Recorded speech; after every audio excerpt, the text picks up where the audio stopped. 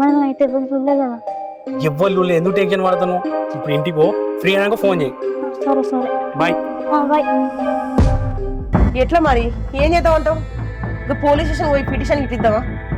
ఇద్దామా? ఇద్దాం మరి, ఇంకేం చేద్దాం? పోదాంపా. అగో అత్తాంది. ఏమైంది? ఎటువైనా నువ్వు నువ్వు ఆ? ఎటువైనావు నువ్వు? ఎందుకు కొడతాను? ఎడివైనా ఎటువైనావు నువ్వు? ఎక్కడ పోయి తీసుకొని పోయినావు? బాబు నేను ఎటు పోలేదు. మరి సార్ ఫోన్ చేసిండు నువ్వు బడికోలేదని. సార్ ఫోన్ చేసి లేదా మరి? ఏ ఆగో బిడ్డ, నువ్వు బడికోలేదట, సార్ ఫోన్ చేసిండు. ఎడివైనా చెప్పు. నేను ఎటు పోలేదు బాపు. మా ఫ్రెండ్ అంకిత బడికి పోతా అంటే కింద పడ్డది, కళ్ళు తిరిగి.